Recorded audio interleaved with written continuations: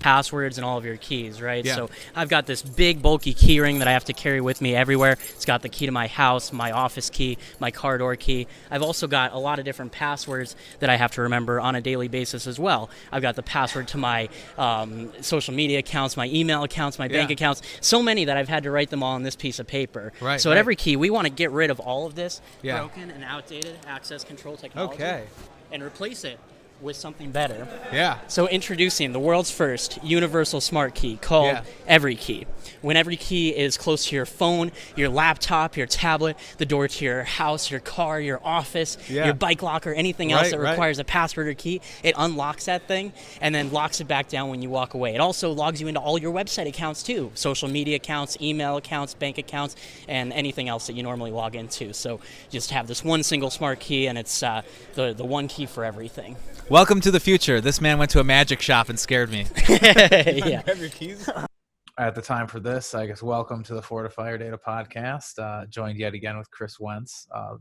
Last time we had spoken, we were in person in a conference center with a lot of people, and that seems like so long ago. But how are you doing, man? I'm doing really well, Michael. Thank you so much for having me on the podcast again.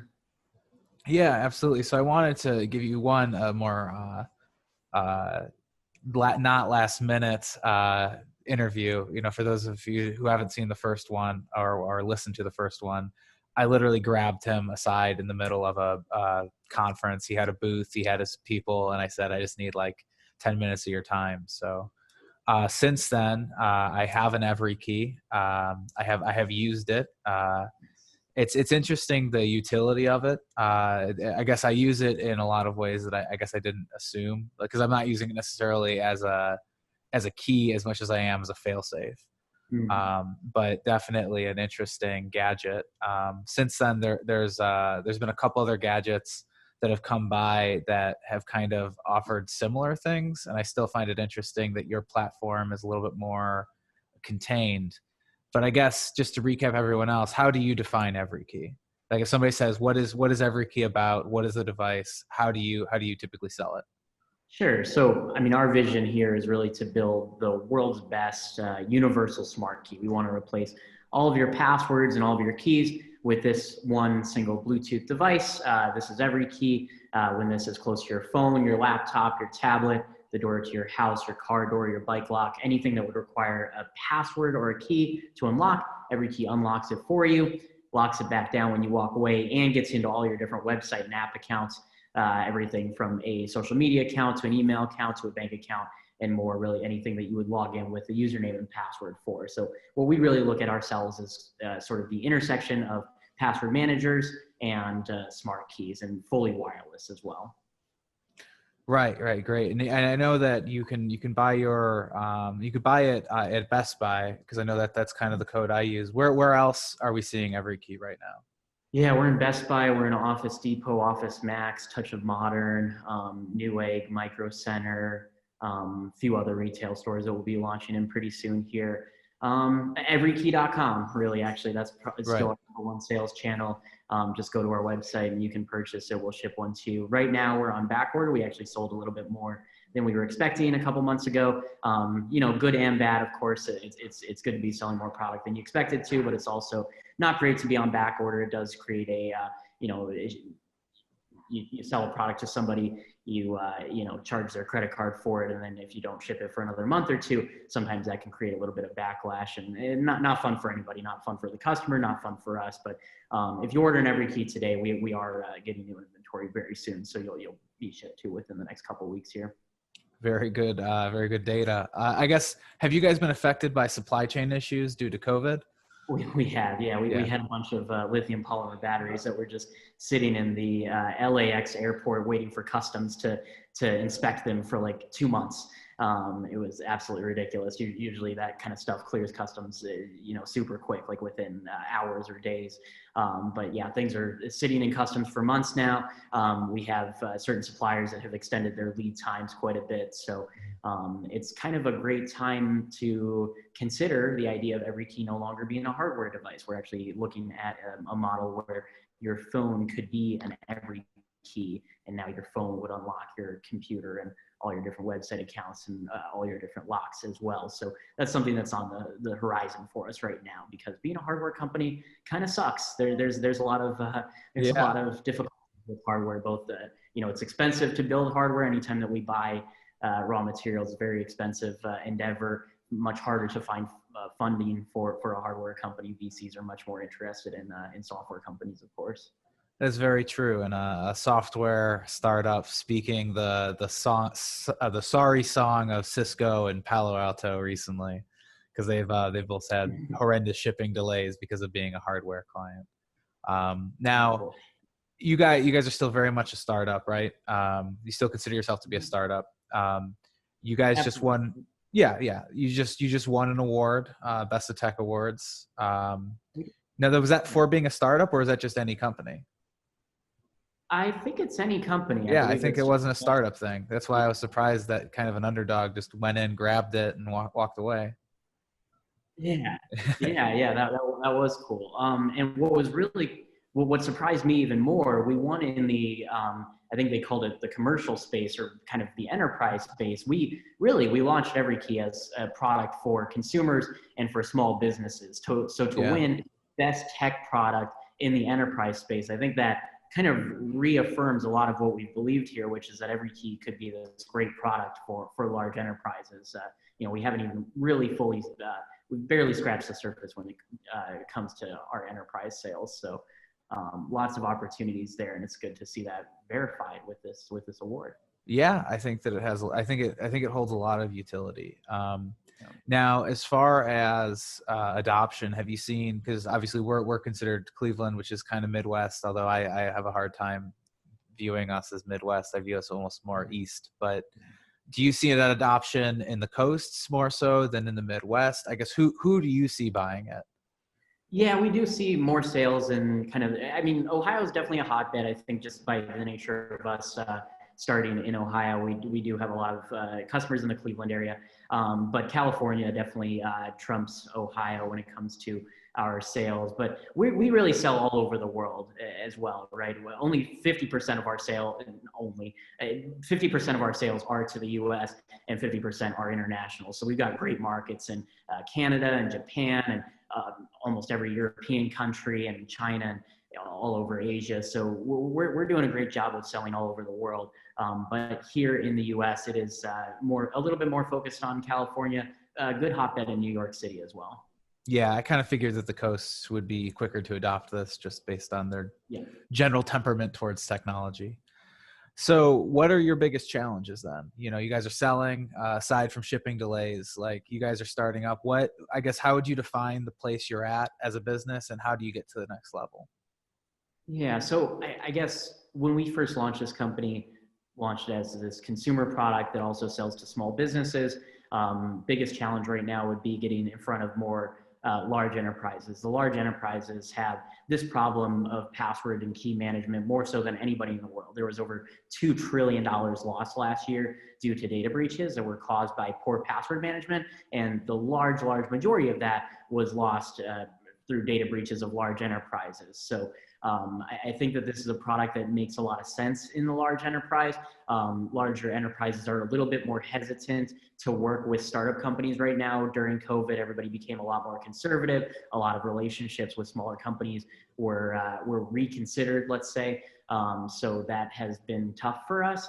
It's been tough for any startup company for that matter. But I think that overall, enterprises still need security products. They still have this problem more so than anybody. So while it's the worst time in the world, it's also the best time in the world because there's more security challenges now than ever.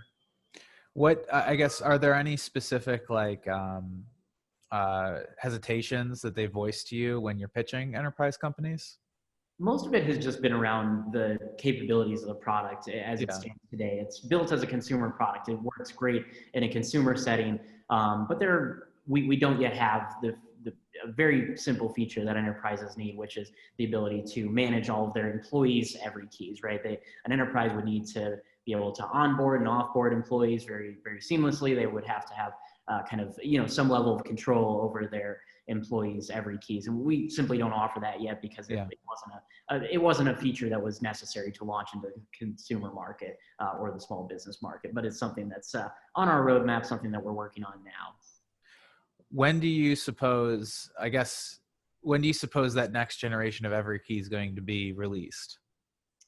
Next generation. So, I mean, these features sort of get rolled out as they get completed, right? So the enterprise dashboard, we're looking at kind of the end of this year for sort of a V1 of that. So more robust kind of in Q1, Q2 of next year. But it's on the horizon, and phone as Everykey is something that I'm even more excited about. I think that opens up so many new doors. You know, there's a lot of people out there. I show them the hardware device, and a lot of people love that. I would say that more than 50% of people would love to have a product like this.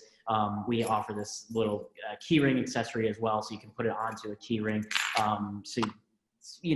Really convenient. You only have to charge it every couple weeks and everything. So most people love that, but there are a lot of people who would like even better to use their phone, something that they already have on them. A lot of people are transitioning to a purely keyless lifestyle, right? A lot of people have started to integrate smart locks into their lives, or being able to unlock, for example, a Tesla can now unlock with your phone. So there's a lot of people out there, believe it or not, that don't even have a key ring, and using your phone as an Everykey makes a lot of sense to those people.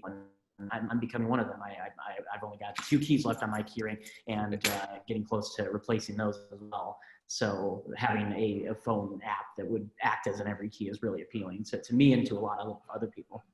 Right. No, I definitely agree, because I'm also a person that doesn't really have a key ring.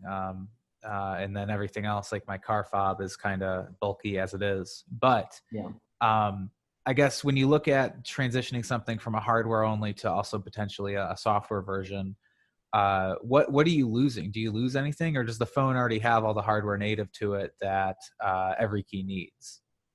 Yeah, you're losing a couple of things. What you're losing, the obvious one is kind of the ability to unlock the phone itself and log into website and app accounts on the phone, right? So when we invented Everykey, the idea was it would be able to, of course, unlock your phone, log into your website accounts and everything on your phone, as well as all your other devices. So now you're going to be using a biometric or some other means to access those different accounts. We won't be able to provide that for you quite as in quite the same form that we do today. We could still provide it to you, but it's not going to be quite the same user experience that you have today. And then the other one that's maybe a little bit more technical that people might not see quite immediately, and this is the reason why we started as a hardware device to begin with, is that both iOS and Android are a little bit restrictive on what you can do while the phone is locked in your pocket. You know, right now my phone is just kind of on the lock screen. I could be putting it in my pocket right now, and that's going to limit what apps can do in the background, right? There's certain things about Bluetooth, certain things about security that can't run quite as efficiently while the phone is locked and in your pocket, because the operating system just limits what those apps can do. They've got true intentions. They want you to save battery life, right? They don't want some app hogging a bunch of battery life. And of course, we're very conscious of that as well. We would do everything we can to keep the battery life very reasonable and to minimize our battery drain. We're very good at minimizing the amount of battery drain, but the operating system doesn't necessarily doesn't trust any app developers. It's not selectively applied to anybody in specific, but they just have these limitations that apply to everybody, and we have to work within them. So there might be a little bit of user experience changes when you go with the Everykey. Yeah. Do you anticipate then always having the hardware feature set and then the phone as Everykey feature set? Absolutely. For the foreseeable future, that's going to be the game plan. There's still a lot of customers, especially in the corporate space, that want the physical hardware device. Mm-hmm. Well, I guess that was my next question was, do you foresee the enterprise device being hardware? Because I feel like for a lot of what they're going to need, they're going to want that hardware fob. And I think enterprise life is used to that. They are more used to that. I would say that it's going to be more heavily used in the enterprise setting, but I wouldn't say that it would be the entire enterprise product. There are a lot of enterprises, believe it or not, that are very open to the idea of using either personal phones or company issued phones as an Everykey. You know, hospitals are a great example of this. In in hospitals and doctors' offices. Doctors and nurses are on their phones all the time using, applications provided to them by the medical facility. And a lot of these medical facilities that we've been looking at and talking to have said, yeah, we would be all for installing this on a phone and allowing the doctors and nurses and other medical staff to use their phone as an Everykey. So I think there's still a lot of opportunity for the phone as Everykey in the enterprise space as well. And you're going to see that only climb. I think you're going to see the hardware device become less and less appealing and the software only solution become more and more appealing. And that's better for us too. It's less supply chain issues. It's less, inventory that we have to hold on hand. So it's better for everybody. Yeah, no, I definitely agree with that. Now you guys aren't, is it being assembled and then sent to you, or are you assembling it in Ohio? Yeah, we assemble it in Ohio. Yeah. Okay. But manufacturing Willoughby right now. Yeah. Oh, so, fantastic. Yeah. That's a fantastic plug for Ohio. I hope you guys never leave as a company, at least the Cleveland area. This is my plea to you. We need more tech companies. So we have a mutual friend in John McAfee, who I recently just tried to do a third podcast with, but I will be honest with you, I'm not sure how much of that I can actually release, because the conversation went kind of astray. As much as I love John, I know you used him for some ads earlier this year. Is he still involved at all, or have you guys kind of worked on different projects? Yeah, no, absolutely. John's always involved in Everykey. He's very supportive to the company. An amazing guy. There has been, I'm sure you've seen in the media and maybe even part of your interview, he's become a little bit more of a controversial figure. So there's certain demographics. What we've done, and we've done this with John's help, is identify which demographics really appeal to his character and which demographics don't appeal quite as much. So right. we run different ads based off of the different demographics, different types of factors. But yeah, no, I'll still stand by my statement that John is the smartest person I've ever met.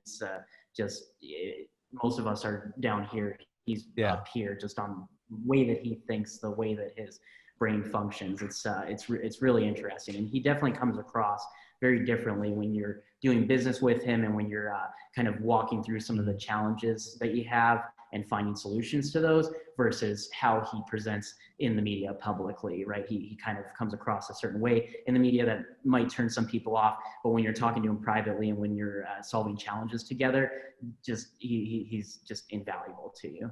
I couldn't agree more. You have a phone call with him and you have somebody that's very different than when you put a camera on him.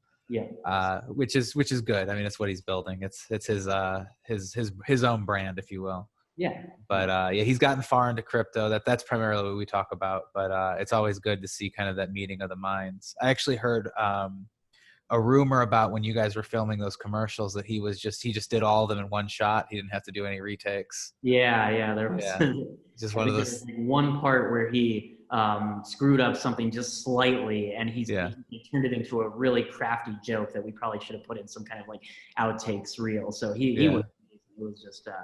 It was watching a savant, honestly, to watch him on camera and delivering these lines. And we had just given him these lines like the day earlier too. Like we had worked on the script together a little bit we drove to him to the Nashville, Tennessee area to film those, and we had come up with a script on the way down there, kind of collaborating with him. And then the very day before, we made a lot of changes to that with him in person.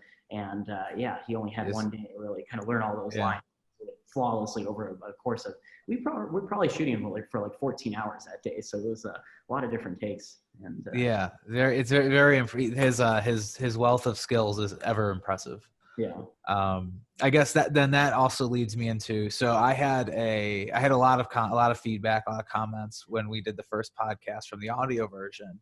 And there were a lot of people that, because of the involvement with McAfee, or at least McAfee's extended company, it's like MTD or whatnot, which you're not a part of, they had said, oh, well, this is one of McAfee's scam companies. And I said, oh, I'll look into it. But then I looked into it, and there really isn't anything there. You have products that are being sold in stores. You have products that are being sold through the website. People are getting the product. It's not like people are indefinitely not getting the product. Right. So what is what is, in your opinion, the backlash you've had, if any, from that you've noticed?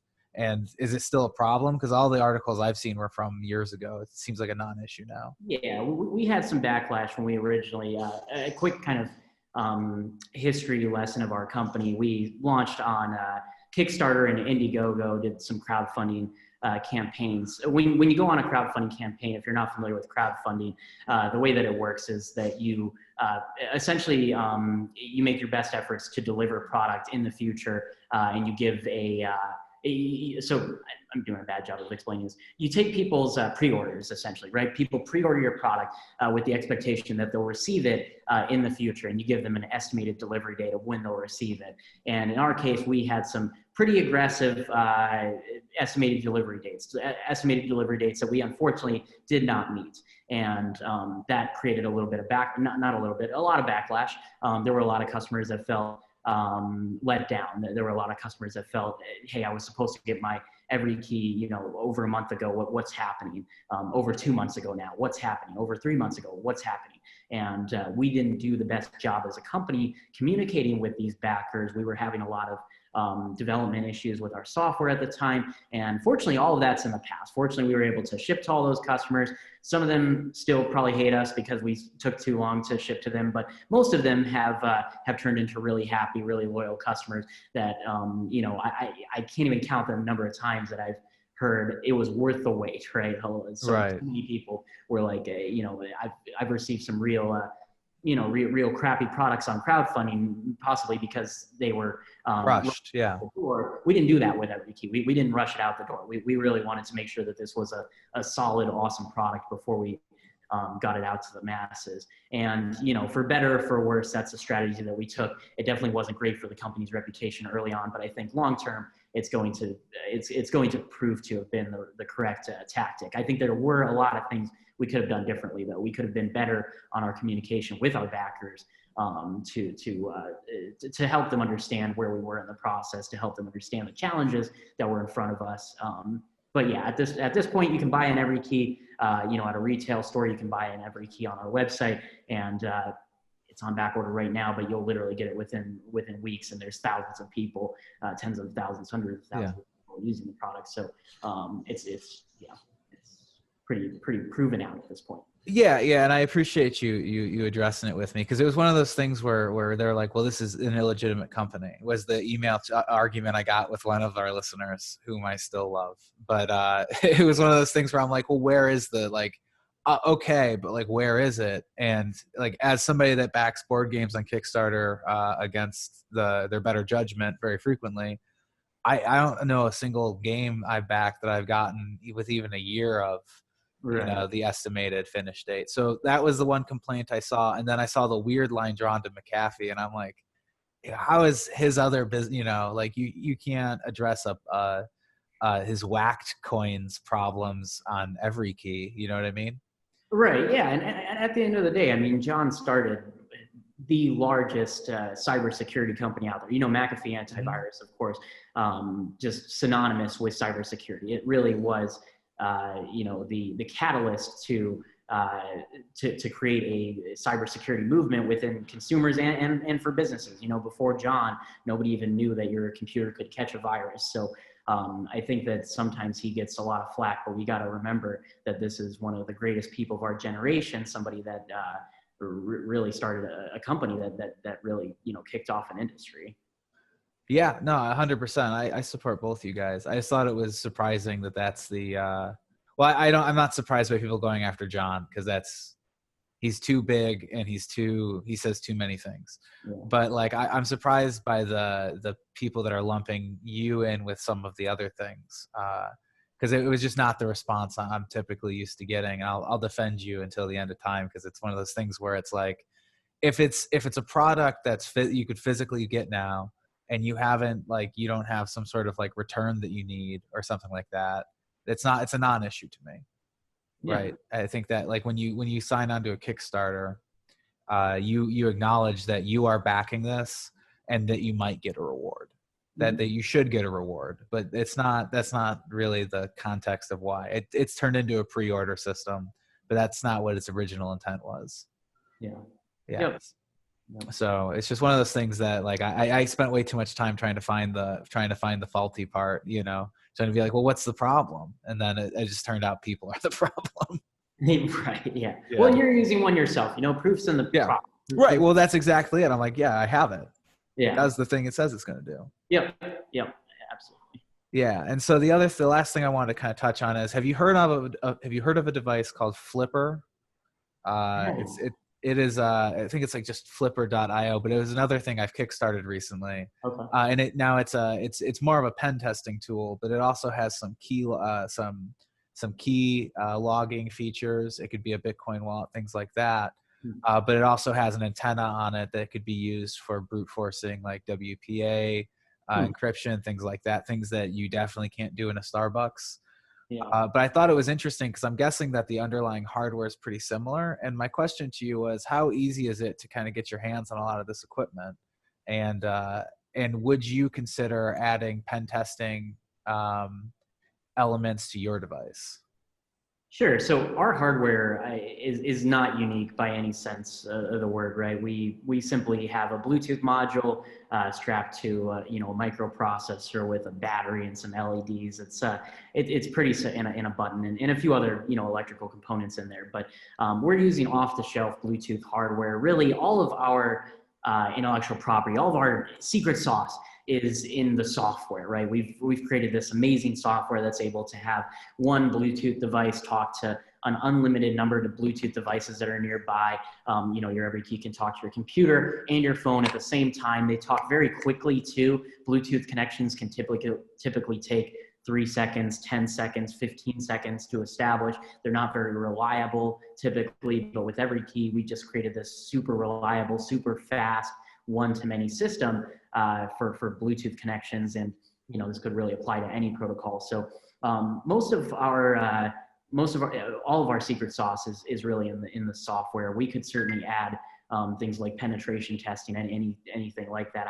I'd be curious to see exactly what that means as far as penetration testing within a hardware device. I'm on the flipper.io website right now, so I'll kind of take this in and maybe provide my thoughts over email as a follow-up. But I mean, it looks interesting. I'm always definitely interested in anything in the hardware security space. It looks like a really cool product. I might go ahead and pre-order one of these myself. Yeah. It's just something that recently crossed my path. I've been trying to actually get a hold of some of their developers, but I found out that mostly everyone's in Russia, and they're not all very affluent in English. Okay. So, but definitely an interesting thing to watch. But yeah, I think that it's interesting to see where your company is going to go. I think that, when did you guys start? 2015, 2014? Yeah, 2015 is 2015. Yeah. So 5 years in, I'm assuming that you have at least 5 more years before you decide to sell or keep going or do whatever you want to do. So you have a lot of growing pains to get through. Yeah. I'll defend you. I think that you guys do a good job. I like your product. Thank you, Mike. Shout out to Bob Sopko for introducing us initially. And yeah, Bob's a great guy. Is there anything you want to plug or any links you want people to go to? Well, always plug in Everykey. So check out everykeycom. Not much else. I mean, my whole life is Everykey right now. So as far as like good books to read, if you're interested in entrepreneurship, starting your own company, if you're going through tough times, we've been through more than our fair share of those. The Hard Thing About Hard Things by Ben Horowitz, one of the best books I've ever read. Certainly would recommend that. I believe it's available on Audible and anywhere where books are sold. Certainly would recommend that. Thank you, Michael, for having me on.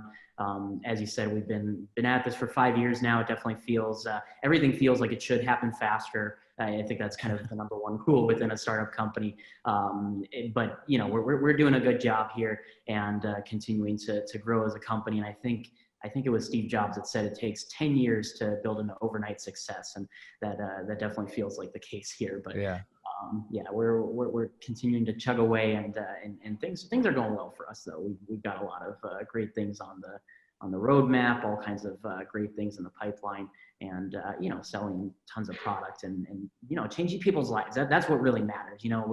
A few weeks ago, we passed a really big milestone.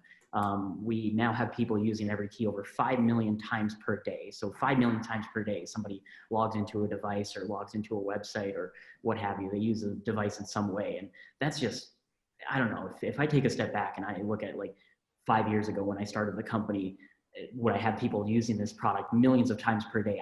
I would be shocked to hear that would be the case. I mean, we're just saving people so much time, keeping people's lives so secure, and that's what really matters here, right? That's what we're really that's what we're in business for. I'm not in this to make a lot of money or anything. I just want this logo, this brand to be known by the masses, for us to be changing people's lives, making people's lives easier and better and more secure, and that's the game plan moving forward and what we're going to continue to strive for. It's fantastic. It's really great to see you doing well. If there's ever anything in the future I can do to help you, let me know. Until next time, thanks guys. Thanks for tuning in. Awesome. Thank you, Michael. Mm-hmm. All right. So that's the recording I got, but yeah, no, genuinely though, if you need anything, let me know. I appreciate you. Thanks, man. Have you ever had Bob on your podcast? I've had Bob on my podcast a couple of times. He just does he'll do the audio thing, and then I'll just shut up and I'll just let him talk, and then all of a sudden I have like 3 podcasts that get separated into their 40-minute increments. Yeah, he's a cool dude. Hard thing about hard things, yeah. Hard thing, yeah. I'll put a link to it in the description. Awesome. Cool. Yeah. So. Yeah, man. Yeah. How are things going with the podcast? Are you looking for more guests? Like, could I be helpful? Yeah, if you know people that need exposure. So the podcast is growing. I stalled it a little bit because I was really bent on. I wanted everything to be in person, because the first 35 were all in person, and the only person that I had ever done a webcam one with was John, because he can't be located. Right.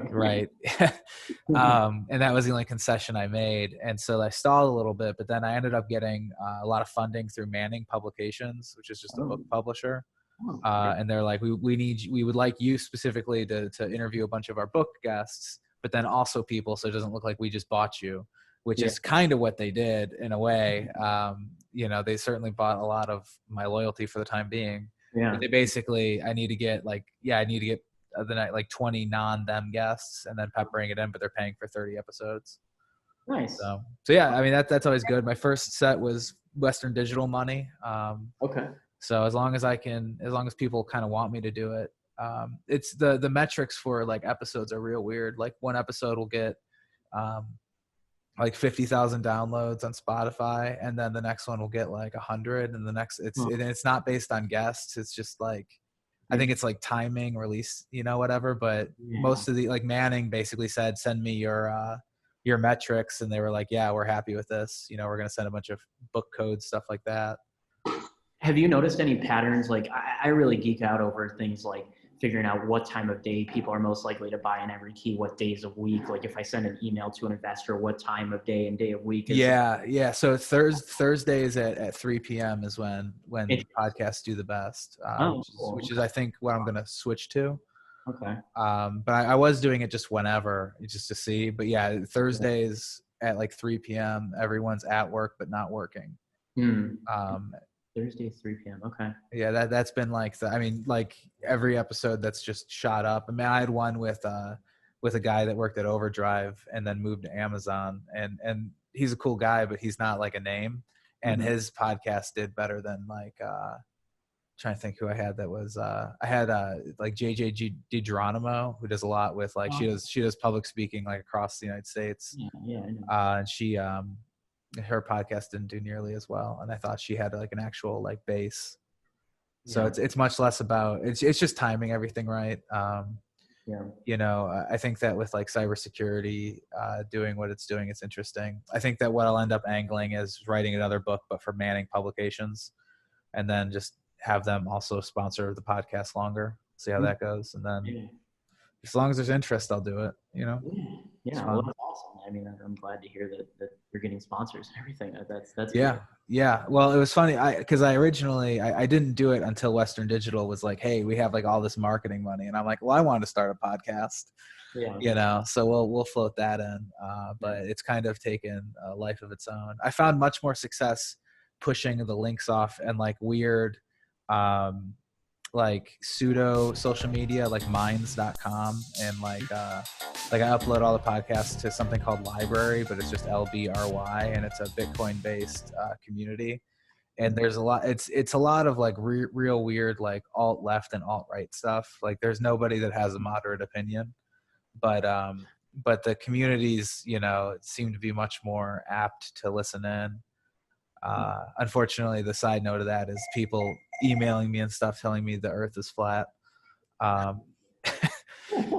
There's a lot of like really weird interesting things. You have some interesting viewers, it seems like. It sounds like you've got... it's well, and then the other piece is, so like I still compete in martial arts competitively, so I have all the jiu-jitsu guys are like flat earthers, and so I have a bunch of them listening to tech stuff, but they're really just getting high and listening to words. They're not listening to the tech stuff part. But then they'll start like telling me like, hey man, you need to get this opiate seller on. And I'm like, that's not at all what this podcast is. So yeah, it's an interesting demographic. That would be interesting though, having an opiate seller on. Well, I mean, it's just one of those things. Yeah, it's just too much of a deterrence away from what you're trying to do. Well, that was like, I had McAfee on, and he just wanted to talk about how coronavirus was a scam. And I'm like, I get it. Like, I'm cool with you doing like maybe a blurb on it, but at the end of the day, I'm curious on like what you want to talk about crypto, right? And then he's like, your neighbors are going to try to eat you soon. There's not going to be any food left. And then as soon as the recording button like clicked off, he was like, well, I thought that went well. And I'm like, what are you saying? I can't it's just one of those things where I'm like, I can't push this off. And he's like, I think you can. I think you don't have the balls. So it's just tough content sometimes, Dude, he's so good at getting views though. I mean, it's I don't know. I haven't listened to his episode yet, but I would definitely encourage you to post it, even if it is maybe deterrence from what you usually do. Yeah. It has to have the right. It has to fly by the sponsors. Really, is what it comes. That's a good point. Yeah, he's talking about drinking grappa out of his wife's pussy. It's like, man, that one's a hard one to sell. Oh my god. Yeah, but it's funny because I met him for the first time at like a libertarian party in California, nice. Which Bob Sopko is also at. Cool. Enough. Yeah, we were all in San Jose, and you wouldn't think that he was anything but like a really affluent speaker. But then, and then somebody put a camera on him, and he started talking about how we don't need driver's licenses anymore. Let people drive. So he's been cool. He's been definitely a cool person to reach out to every once in a while. Yeah. Awesome. Yeah. All right, man. I got to make some calls, do some other things. I appreciate your time. And then I'll message you before everything goes out, and then I'll send you links. Okay. Sounds good. Thanks. Right. Thank you. I appreciate you. Have a great day. You too. See you.